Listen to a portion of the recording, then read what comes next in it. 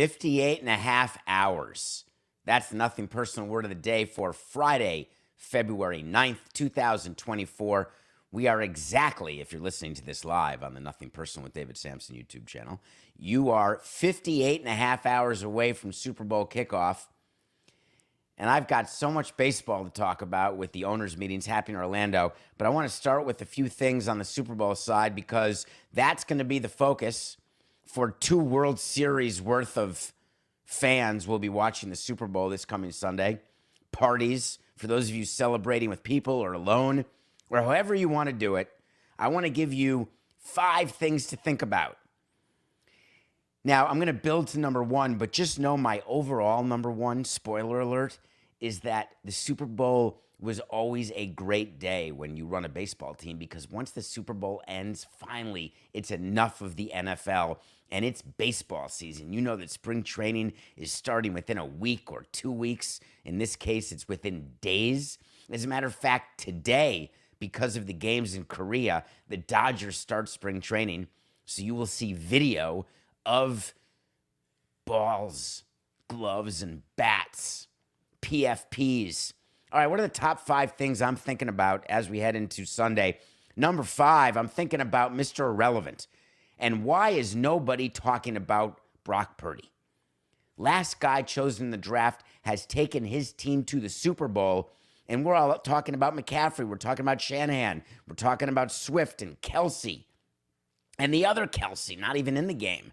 And Mahomes. Mahomes' wife is going to be in the Sports Illustrated swimsuit edition. And the best thing we have to say about Purdy is that he looks like Lee Harvey Oswald. How about giving the guy a little credit? This is a huge, huge moment for him. Can you imagine if Mr. Irrelevant wins a ring? How do you think? I'm just picturing the other owners like David Tepper with their shiny quarterbacks who didn't win squat for them. And there's Brock Purdy getting the trophy. Come on. 4. Do you know that Sunday, in about 62 hours, either we'll have a team repeating for the first time in 19 years, or the Niners will be Super Bowl champions. The line of writing and articles and tweets will be about the Chiefs dynasty. Is it a dynasty? Yes. Is Shanahan now the coach? He finally won one, maybe. Brock Purdy hoisting the MVP trophy, or McCaffrey. Remember, Shanahan is under the Dan Quinn tree. Shanahan was in a Super Bowl, the offensive coordinator when the Falcons blew that 28-3 lead. I don't know if you remember that. But Shanahan gets to make good. Either way, it's such a great storyline for the NFL. There have been so many distractions, and that is the third thing I've been thinking about all weekend is what's going to happen heading into Sunday kickoff. What more distractions are we going to have as it relates to Vegas? Who's going to get arrested? Who's going to get hurt? What's going to happen? Is there going to be weather? Is it cold? Is it rainy? Is it floody? Are there ticket price issues? Did Taylor Swift land? And I assume she's already in Vegas. So many distractions.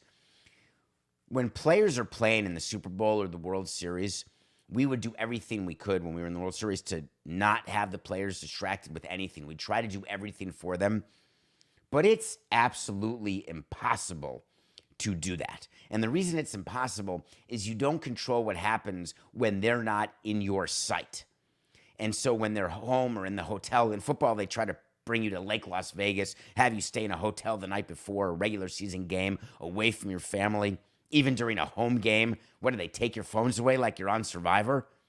It is impossible to deal with all the distractions. And what the players love is kickoff or first pitch because then it feels normal to them.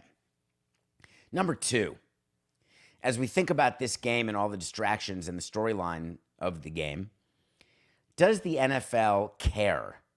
Do you care whether it's a competitive game? Do you care when the Broncos beat, was it the Redskins or the Bills? They beat somebody 55-10. Do you like it when a Super Bowl is decided on the last play, when the Titans are a yard away from winning? Does it matter to you? Well, it may matter to you, but here's who it doesn't matter to. the NFL. Roger Goodell does not sit there scripting a close competitive game. It doesn't make a difference. Everybody has already paid their money. They have gotten what they bargained for. It is a bonus when it's a good game, but certainly doesn't matter if it's not. So I am interested to see whether it's a competitive game, because then if it is, and the numbers come out the way the numbers are going to come out, people say, oh, it was a great game. That's total horse hockey. The reason why the numbers for Sunday's game are going to be what they are is because it's the Niners, who are a huge draw, not just in this country, but around the world, and the Chiefs, who are a global brand with the best quarterback in the game, and Taylor Swift. Taylor Swift is the number one storyline that I'm thinking about. The pressure on Taylor Swift to attend games, to stay in a relationship. Now, of course, they may be in love, Travis Kelce and Taylor Swift, and I'm not going to take up another minute of your time with anything about her schedule or the engagement. Not. Pregnancy, not. Political endorsement, not. Mentioned during the MVP speech, trophy presentation, not. Forget all that. But Taylor Swift is so super excited for the Super Bowl because she doesn't have to go to games again until next season. And trust me, by then, if they're still together, they will have dated long enough that she won't go to every game anymore. It's sort of like how relationships settle into a rhythm. Oh, it feels new. It's just new again. That's not real life, folks. That's only in the movies. So what about the size of the Super Bowl audience? Let me give you a wait to see, and this is a guaranteed win. 4 years ago, the Chiefs played the Niners in the Super Bowl. It was February of 2020. 118.5 million people watched across all platforms. Why am I choosing that one? Because I want to make the hurdle just a little bit higher. Because last year, the number was 115.1. So my wait to see is that total viewers for this Super Bowl will be greater than 118.5 across all platforms, which was the number from February of 20. Why? The NFL will tell you in a postseason press conference that this is about the health of the NFL. You'll read articles about the product and the behemoth and the juggernaut that is the NFL. And I say to you, no. The reason why it will get these numbers, and this is real, and now we can actually measure it. There really is a Swift effect. There will be people watching this game who ordinarily wouldn't. They wouldn't need to, don't want to, but they will. I'll be watching the game, and I'll be keeping track of all of my picks. And I'm just thankful there's no more basketball picks this week, because I believe, Coca, that I may have gone 0 for the week. Not positive.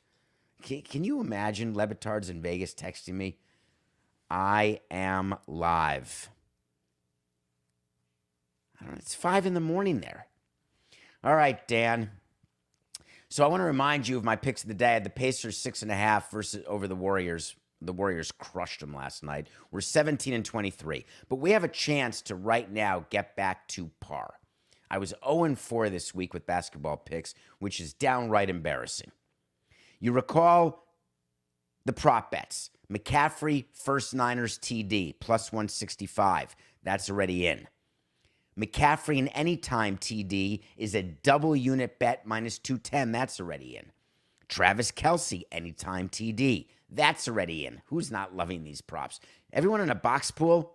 I got my numbers, Coca, for a big box pool I'm in. 9-9. What are my chances of that? 3 field goals, 6 field goals, 9-9? Maybe 4 touchdowns, one with a 2-point conversion for 29-29. That'd be something. Travis Kelce, anytime TD. Yesterday, we gave you Brock Purdy over 266.5 combined yards. So those are our 4 prop bets. My 5th prop bet is the coin toss. Yes, I'm doing it. I do it every year. I mean, I used to really only do it every year. Minus 100. Tails never fails. Now let's get to the game. It's time to pick the game. A lot of you may be thinking what I was going to do. But those of you paying attention to Nothing Personal, you know already what my pick is. Raise your hand if you know who I'm picking. Studio audience, Coca, anybody, don't cheat, Coca.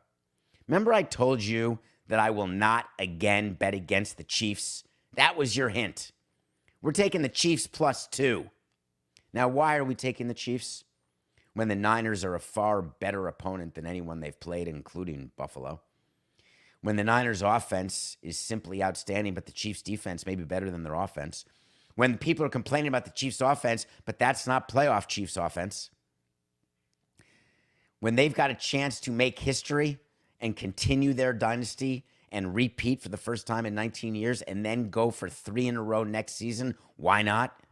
When the NFL has a chance to bring Travis Kelce back and make sure he doesn't retire because he wants to be a part of 3 in a row, it makes too much sense. Chiefs +2. Now, if I'm taking the Chiefs +2 and I'm telling you the Chiefs are going to win, you can bet your bippy we have a parlay coming. We're taking Chiefs in the money line and the under. Under? Yes. Under 47.5. That gets us +285. Chiefs money line under parlay +285. Those are my picks. You can book them, and we'll review them on Monday when I start that climb back to 500 with the spring training game picks. No, I really won't do that. So I appreciate Meadowlark Media. You know I do. And I always tell you that it's just Coca and David who do this show every day. So there are limits to what we're able to do. Yesterday's show, and this is when a staff of 5 would have a video ready of what I did in yesterday's show. So for those of you who haven't listened, you can go back because I'm taking receipts. I told you that at the end of owners' meetings, Rob Manfred meets the media. No big deal. Of course he does. Every commissioner does at the end of owners' meetings, always. But I told you what Rob Manfred was going to talk about. I went through the subjects and what he was going to say. And he hadn't met the media yet. Well, he's now met the media. And I would just like to review with you a few nuggets from his press conference. As you remember, the way these press conferences work, the commissioner knows exactly what is going to be discussed during an owners meeting with the owners. The commissioner and his head PR, Pat Courtney, they prepare for the media availability before the owners meetings even start. They know exactly what the subjects that are going to be discussed, and they know exactly the subjects that are going to be asked, the questions that are going to be asked, and they go over answers, they go over sample Q&A, they workshop things. Now, of course, you can have as much prep as you want, and when the red light goes on, there can be moments of flubbery. That is normal. That happens to even the most polished speaker. I'm not saying that you would confuse who presidents of countries are. I'm just saying that there are times when the camera's on that you have to 4869 it. I have to 4869 the 4869. So you think they weren't ready for the question on the A's? So a couple things that I'd like to point out that the commissioner said that is being misinterpreted in the media. The media is reporting that the commissioner is getting antsy about the A's, that John Fisher's on the clock. So when you are in the middle of a stadium deal that is not completed, the commissioner is used as a talking head of leverage. And the way the commissioner creates leverage is by playing both good guy and bad guy. There are times when you need the commissioner to actually be on the side of the public entity, and there are times that you need the commissioner to be on the side of the team. Spoiler alert, it's all planned in advance. When you have the commissioner or the president of baseball or a team owner, when you have certain people say certain things at certain times, you're doing it strategically. So when Rob Manfred says, quote, I would be disappointed, let me say it that way, if we didn't open the stadium in opening day 2028. And he's talking about opening the stadium in Vegas. But he knows very well the hurdles that have to be climbed for the A's to be in Vegas. He knows exactly that a roof doesn't fit in the Tropicana site for 9 acres. He knows exactly the state of the financing plan of Fisher, private and public. And he also knows the status of the agreements between the Oakland A's and people in Vegas to operate the building, etc. So he is very aware whether or not opening day 2028 can happen and what has to happen and when it has to happen. So when he says he'd be disappointed, it's almost as though he wants you to think, hey, I don't really know anything, but hey, if they don't open by March of 2028, man, I'm going to be despondent. Well, guess what? He's in control of that. Now, you may think that, no, the team is in total control. It's not really true because the commissioner approves. Even the union gets an approval over what the stadium looks like and how the baseball dimensions are. But the commissioner's office approves the media deal that will have to happen in Vegas or somewhere else. The commissioner's office approves where the team's going to play temporarily in conjunction with the union. And the best Rob came up with yesterday was, hey, we just know it's going to be somewhere out west. Okay. I guess that's true. When talking about the fact that the A's have no place to play in 2025 yet, and the commissioner just said, hey, it'll be somewhere out west. Of course it will be, because of travel and because of what division they're in, and because there will not be divisional realignment by 2025. And even if there were. So it really was not an informative statement that, hey, we're going to figure that out in the next couple months. It's not figured out by John Fisher and Dave Cavill doing tours of facilities in Salt Lake City and in Sacramento and in Vegas. It's figured out with the commissioner and the commissioner's people when they say to Oakland, hey, this is what you're doing. Now, the commissioner doesn't like when people perceive that he's got the heavy hand or that they've got that much involvement or that much power, but they do. The other thing the commissioner did, he had to address Mayor Goodman's comments, saying that the A's should be in Oakland. And he had to do it in a very careful way. And I'm tipping my chapeau to Pat Courtney and his folks. You know that I can be critical of people when they are doing PR, but I can also be complimentary. What he said about the governor's comments, and I want to get the quote exactly right because it's an extremely telling quote. He said, all I can say is the governor and all Clark County officials have all been wildly supportive of the A's moving to Las Vegas. I didn't really have a reaction. I mean, frankly, I only caught up to it after she said one thing and then said another. So it kind of canceled each other out in my mind. So I love the statement. Now, it's not true that he didn't know about it prior to her walk back or her sort of walk back, because he had been told it's literally a dereliction of duty if no one alerted the commissioner as to what this mayor had said and the fact that it was going viral. So the commissioner was told about it. He's got great deputies around him, great PR people around him, great business people around him. But then the walkback statement doesn't just happen. I don't understand why we were meant to think that she just walked it back on her own volition. Hey, I guess I need to release another statement. Come on. Have more respect for us than that. But it was a really good quote, though, Rob. I will give you that. Other things that came out. He was asked about this new app that's going to combine ESPN and Warner Brothers Discovery and Fox. There's a Sporting Class episode coming out today that John Skipper and I recorded with Coca's producer, with Pablo Torre yesterday. I believe Metalark is releasing it today, though I have no guarantees. And we spent almost a half hour talking about this. We covered it on the show yesterday. Rob Manfred was asked about it, and he said, I see this development as positive. Another place that'll have to buy rights. Think about that for 1 second, and then listen to the Sporting Class. And then you will smile, and I don't expect you to give me another 45 minutes of your time today, but in case you do, one of the things we talked about was how John Skipper's view, and I was sort of talked into it maybe, is that this entity is actually not an app. It's just a platform that'll compete with YouTube and Hulu, etc. And that in order to get games on MLB, like the ESPN Game of the Week, they'll have to buy rights to it. Does he think they're buying rights from the commissioner directly? That baseball is going to be able to sell a package to this new app? He certainly made it sound that way. John Skipper would have you believe that it's actually just a platform that'll just take ESPN, who will do the deal with baseball. And part of ESPN getting baseball is they get to give it to whoever has ESPN. Something's got to give here, Jack Nicholson, because both things can't be right. ESPN cannot be on a platform that MLB sells to as well, separately.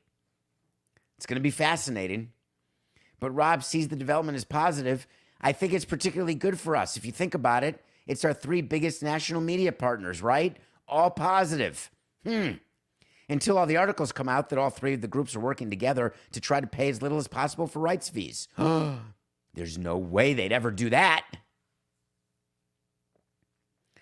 The other thing that he wanted to make sure that we understood, that we've discussed here on Nothing Personal, is Amazon's bailout of the regional sports networks of Diamond in their bankruptcy, where they want all the streaming rights to the games. And the commissioner stood up and said, no, we want it.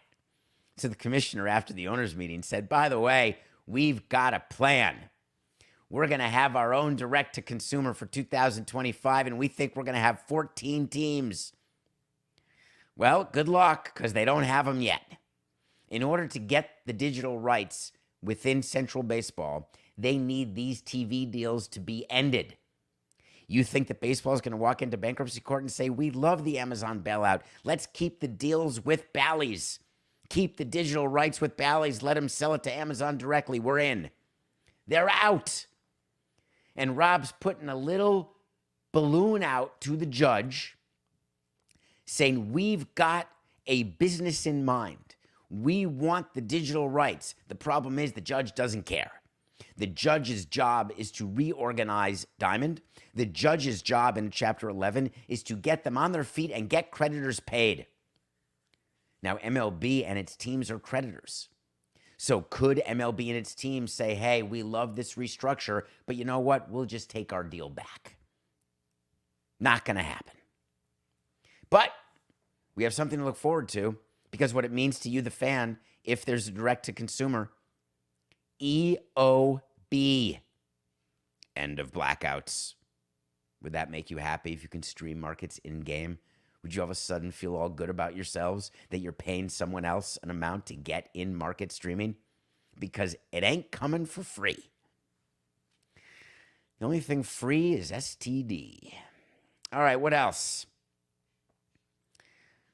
Let's get, that's enough, Rob. Coca, I got to get to some other stuff after a break.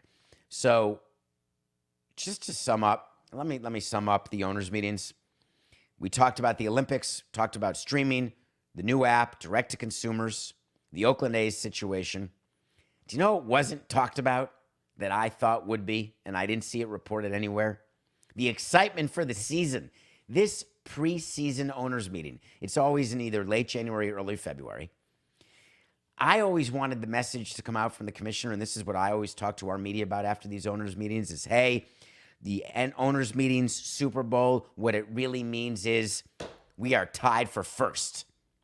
And then I would whisper, we're also tied for last, but we are tied for first. There is hope. Now, you may not have hope for your team, but you should. Until you're out of it, you're in it. All right, we come back. We're going to review Griselda.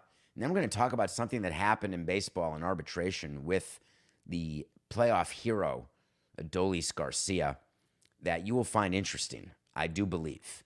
So stay tuned. We have 21 minutes left until the weekend. We'll be right back.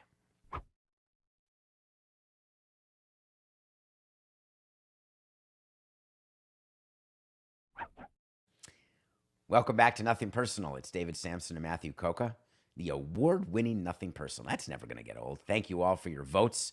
Best sports business podcast, best baseball podcast. We're going to keep going. So keep telling your friends, add to the party. We keep getting a list of things. January was an epic month. More people from different states and the states that love us. Yes, thank you, Missouri and Illinois and New York and Florida and California. Numbers keep growing. So thank you for that. While I am binging Lost and I only have 3 episodes left, episode 615, 616, and then the finale, and I will watch that this weekend. I happened to work in Griselda because one of the great filmmakers in Miami, Billy Corben, you may see his Because Miami stuff on Meadowlark. I've reviewed several of his documentaries that I would ask you to watch about the pool boy, about Square Grouper, Cocaine Cowboys. There was a 6-part documentary starring Sofia Vergara that just came out on Netflix called Griselda. Griselda Blanco was the queen of cocaine in Miami in the 70s and 80s. And here's a news alert for all of you people dealing drugs and playing with guns. It's not going to end well. Now, you may live well for a minute if you're Pablo Escobar. Great quote from Pablo Escobar. The only man I was ever afraid of was a woman named Griselda Blanco. And then I watched a 6-part documentary, 4/8/69. Then I watched a 6-part miniseries about Griselda. She wasn't that scary. I'm not exactly sure why it was 6 parts. What were they trying to show? That she was insane and paranoid? They trying to show the plight of a detective who devoted her life to catching this woman? Were they trying to make it about how women are never respected? That's just what women want, Helen Hunt. What they want, hey, I'm the boss drug dealer. If I were a guy, you'd be genuflecting. I'm a woman, so I'm going to shoot you because you're not respecting me. Give me a break. And here's another little nugget for you. Griselda Blanco is to Sofia Vergara as Billy Bean is to Brad Pitt. NEC. Not even close. If you're going to allocate time and you want to learn about cocaine in Miami, then watch the documentaries that Billy Corben did. Do not spend time on this Griselda 6-part limited series. One of you got to me on davidsamsonpodcast.com. Thank you for continuing to buy merch. Loving that. And for wearing it. I don't know why we haven't put anything new down. That's because we need to hire someone, Coca. Can we get someone from Meadowlark to work with us, please? Please? Anyone out there listening on Meadowlark? Probably not, because you're texting me at 8:05. But anyone listening, help. Run. We had to wait to see. We have a tracking document on davidsamsonpodcast.com. And we keep all of the wait to sees there because we have accountability, including our crappy picks of the day recently and the movies we review, etc. Adolis Garcia, I told you, was going to make more than $7 million this coming season in arbitration. He ended up filing at $6.9 million, and the team offered him $5 million. So I took it as a loss because even if Garcia had won his arbitration, he was not going to make $7 million. And a little nugget for you, if you do go to arbitration, guess what you don't get in your contract? Any incentives. 50 grand for All-Star, 50 grand for Silver Slugger, 50 grand for Gold Glove, 250 grand for World Series MVP, 500 grand for regular season MVP. If you go to the room, the contract is blank. No incentives allowed. My rule was when we file numbers, we're going to trial against that player. Hard stop. Unless you sign the player to a long-term contract. We did that with Mike Dunn. We avoided arbitration. Mike Dunn, who's living in Vegas. If you're listening at 5:29 a.m. locally, how are you, Mikey? Remember when we gave you that 2-year deal to avoid arbitration right when we were about to go into the room, literally? I was like, Mike, come on, aren't you taking this deal? He's like, fine. I don't remember what year that was, Coca. I bet you can find it while we're talking about Adolis Garcia. I think it was Mike Dunn. I could be wrong. I hate when my memory conflates players. I do believe it was him, though. I believe he signed a 2-year deal with the Marlins at some point, and the article would just say, signs 2-year deal, comma, avoiding arbitration. Garcia signed a 2-year deal with the Texas Rangers on the same day that Josh Hader gave an interview to Foul Territory. At the same time that Josh Hader was giving an interview saying that the Rangers didn't sign me because they didn't know about their TV money, which is true. They don't know what kind of money they're going to get from Diamond, and so they couldn't match what the Astros were offering. And then Hader gave an interview on why he doesn't like doing multi-inning saves. And he said, why would I ever pitch multi-innings when all the arbitrators care about is number of saves? And he's exactly right. All of you analytics guys out there, all of you people who think that you go into the arbitration room and it's a scientific battle, a numeric battle. No. Hey, this guy had 50 saves. He's got 125 saves in his career, over 125 innings over 2 years, super bulky. He ought to be compared to Eric Gagne, blank, whatever. Who else? I don't know why that name was in my head. Josh Hader said the quiet part out loud. You can make whatever argument you want about high leverage and low leverage and all of the great metrics and Josh Hader Ks per nine and all that crap. What the arbitrators want to see and what you get paid for is saves. Give me saves. So Hader said, I'm not going to blow my arm out giving you multiple innings at different times of the game. I'll pitch the ninth inning for you. That's it. So my question is, now that he got the $100 million from the Astros, he got under $100 million, or under what Diaz got. That was another wait to see. Did he tell Jim Crane, hey, use me however you want because that's it for me? I would think he would have. Josh Hader, this is it. When closers get these deals, and you know the Chapman and Jansen deal that we offered them back in 2017, they ended up taking from the Yankees and Dodgers respectively. Jansen's now in the Red Sox, who are trying to jettison him. Chapman just signed that ridiculous deal with some team. Maybe it was the Pirates. I can't remember this offseason.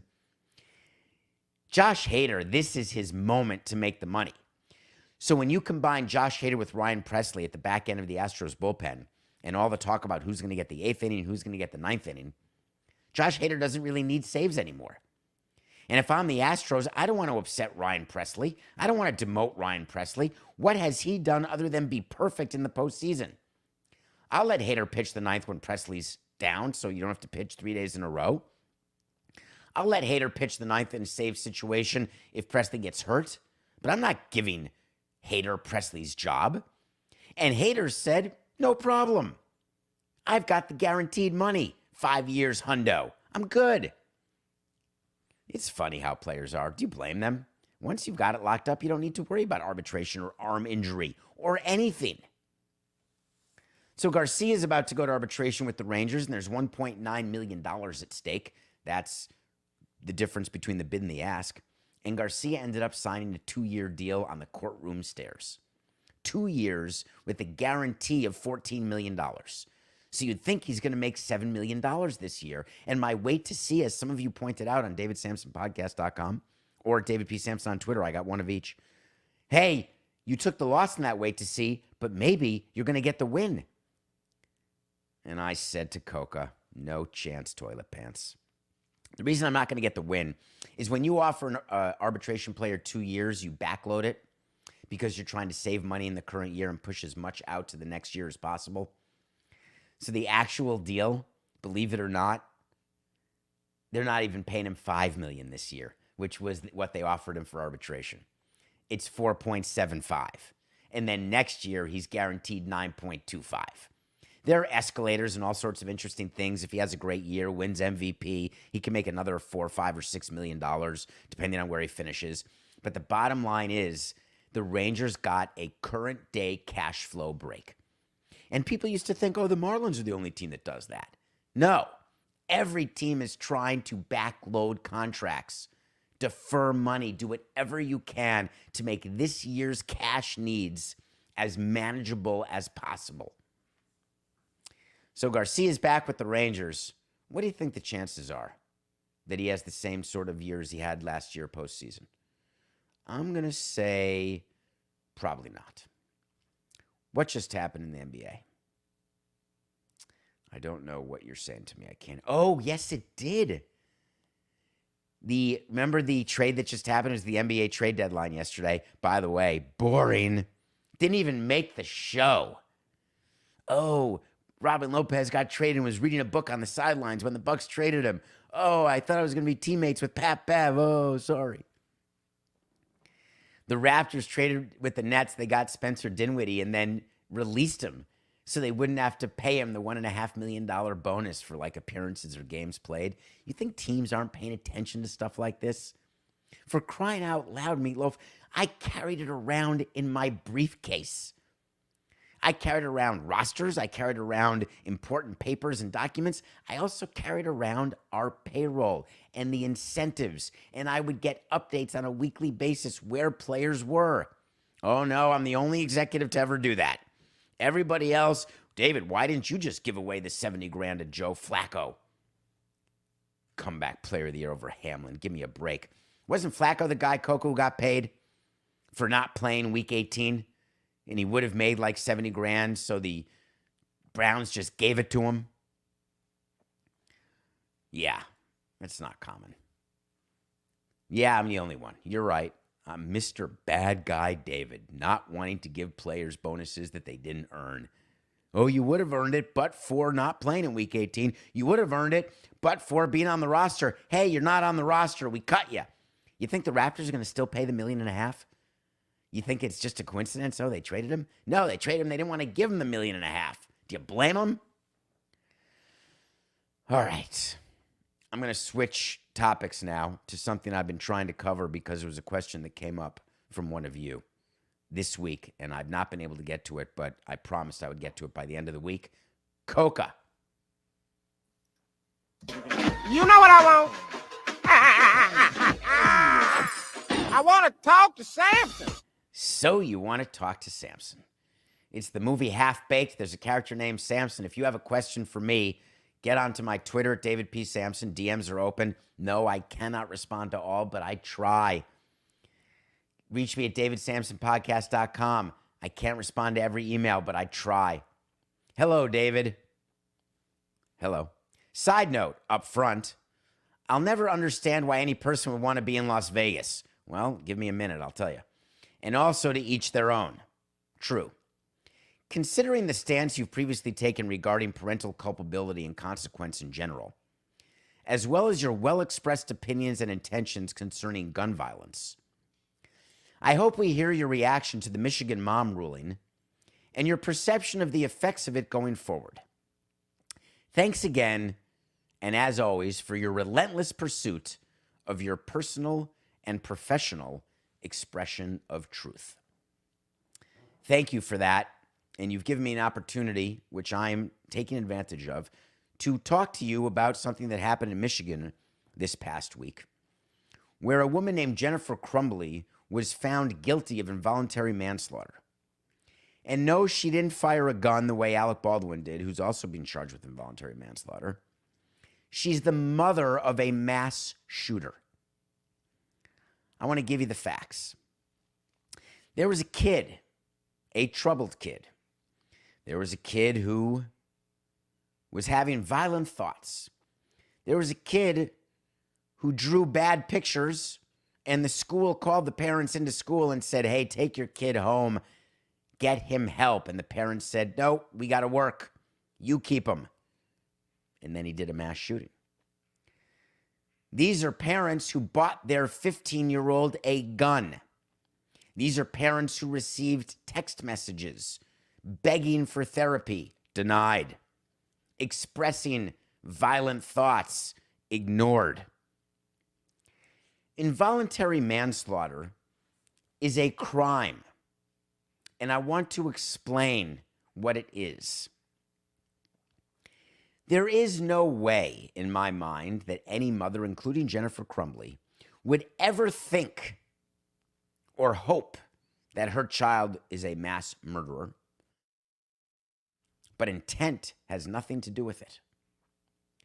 If you are grossly negligent or reckless, if you have information that you know or reasonably should have known, you can be guilty of involuntary manslaughter. It's why you don't serve your kids drinks underage and not have them sleep over. Friends of your kids. It's why bars are super serious about over-serving. This woman, Jennifer Crumbley, the jury decided after many, many hours of deliberation that the prosecution had proven their case, that she was reckless and negligent, that she should have known and should have stopped, got in the way, helped prevent what the child did. The thing that people are doing now in the media, however, is they're petrified with this verdict. They're saying, OMG, what do we do now? If parents are being held culpable, slippery slope, that's it. Parents are going to be found guilty left, right, or center. And I would like to tell you that the facts of this case in Michigan are very, very unique. Are there other parents who get their kids guns? Yeah, don't. Are there other parents who get threatening text messages or thoughts of violence from their kid? Yeah, say something. Go Secretary Johnson. If you see something, say something. But all of the facts together in this case, that's what added up to this verdict. So I in no way believe that this is going to open Pandora's box of verdicts against parents as a way to somehow get a pound of flesh for the horror that is a mass shooting where the majority of time the mass shooter ends up dead. I need to blame somebody. That is our society. That is how we are. When something bad happens to us, it can't be us. It's got to be somebody else. It's got to be the cloud over my head. It's got to be the fault of someone who, but for what they did or didn't do, I would not be suffering from that which I'm suffering from. God forbid there's any accountability. God forbid things just happen in a vacuum. There's got to be a reason. I understand I've had bad things happen to me, and you want to blame somebody. You want to. You need to. It's the only way to get through it. But sometimes that's just not how it is. I have given you my opinions about gun violence, and I do not believe that there will be one fewer mass shooting because the mass shooter is concerned that his or her parents or their parents will be potentially held responsible.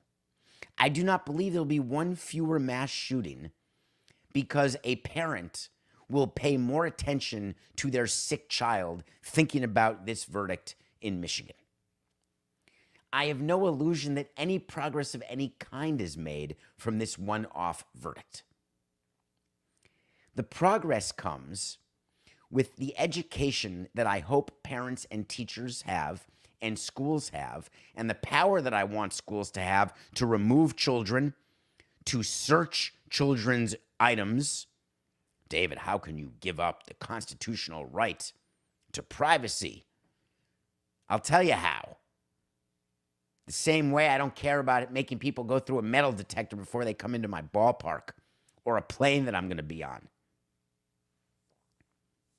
You are giving up your right to privacy when you are engaged in public events. You want to be in your own house? Run around naked with your head on fire, as far as I'm concerned. Don't care. It all goes down to what you know is my general philosophy. Live and let live.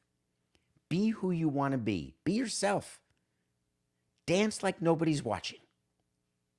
But don't get in my way of what I'm doing. And if I'm in school trying to learn, if I'm at a ballpark trying to watch a game, if I'm on a plane trying to get somewhere, I don't want to be interrupted by someone who is sick, who is ill-intended, or who has not been properly taken care of. Whether it's by the government, by his family, by himself, herself, I don't want my life impacted. So as prosecutors decide how to assign blame, that's their job. How to apportion blame, that's a jury's job. How to find negligence or recklessness. There is no set precedent now because of the Michigan case. Our law will continue to roll merrily on as we try to cure what ails us, when the cure is right there in front of us. Guns. There are no mass shootings with knives or bow and arrow. I appreciate that question. All right, before we leave today, we're about to be out of time. I am super excited for the Super Bowl. I want to remind you that the Chiefs are going to cover. Because when it comes to pick of the day, it's just business. And we need a win, baby. Let's go, McCaffrey, anytime touchdown. We'll see you Monday live at 8 a.m. Thanks for a great week together. Enjoy sporting class today. And don't forget to tune in to the Levitard Show. They're in Vegas with another show coming out today. Viva Las Vegas. This is nothing personal.